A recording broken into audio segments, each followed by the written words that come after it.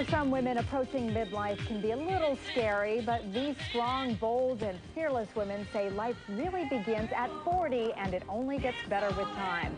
They serve as the inspiration for a new book by Nancy Alspaugh and Marilyn Kentz called Fearless Women Midlife Portraits.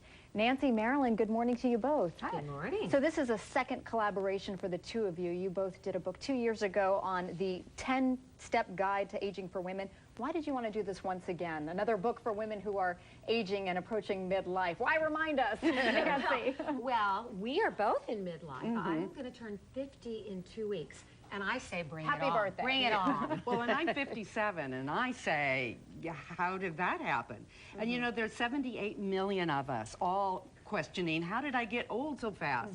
And we're trying to make it turn into the best half of our lives. We don't go down with a whimper, the baby boomers.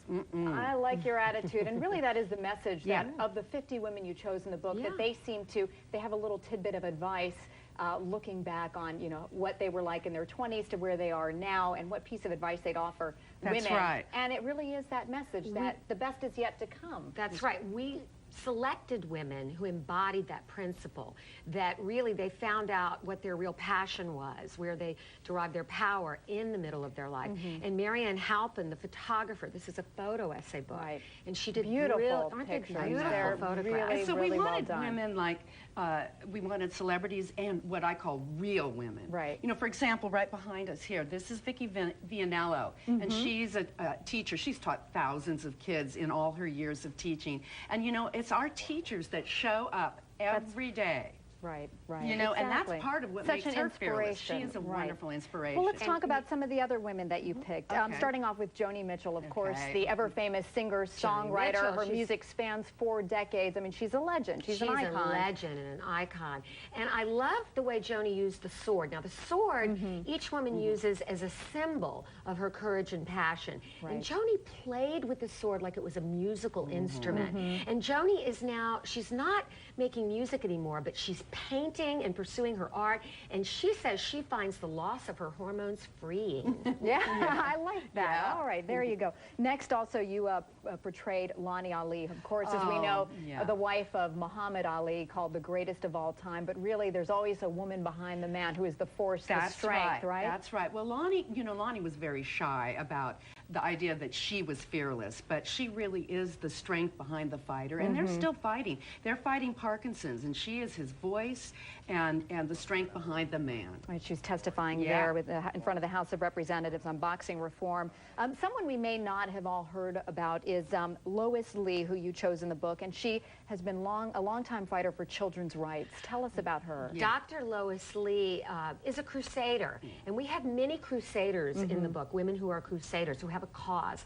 And as founder and president of Children of the Night, she keeps teen runaways off the street and takes them from a life of degradation and prostitution. She founded the agency Children of the Night. That's right. All right. Also, everybody knows the story of Erin Brockovich. Now, I believe, after Julia Roberts made the role so famous as well. But the woman behind the many lawsuits that have, you know, been able to... Yeah, this is the real Erin Brockovich. And look how she's holding and balancing that glass of water on her sword. You know, she's the protector of our water. And in the second half of her life, she is still up for causes and helping people all over. At 20, her identity was just a mother of babies. And mother now of 3 children. She's become probably the most famous crusader in the country.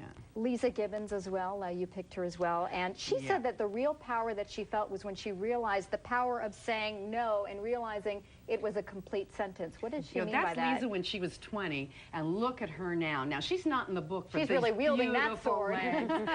No, she's not in the book for that. Lisa took a personal tragedy of having her mom diagnosed with Alzheimer's, and she has made a whole mission to, she's got foundations, and she has special houses for people that, families with Alzheimer's. She's wonderful. And I think saying learning no is a complete sentence, that means boundaries. And I think we're better at setting boundaries as we age, because we're not people-pleasing so much. All right. Nancy Alspaugh, Marilyn Kentz, ladies, thank you so much. I'm going to show you the most important part. Most important part of the book, a good reminder is that for Mother's the last Day. page, because we all know someone who's fearless, and the last page is blank, and you can put your picture of who you know, your mom, your wife, someone, and write why you think they're fearless. I mean, that's the best anyway. A nice thought and a nice gift for Mother's Day. We all have a woman in our life who's inspired us. Thank you so much. Thank you. You can find a chapter from Fearless Women on our website at today.msnbc.com.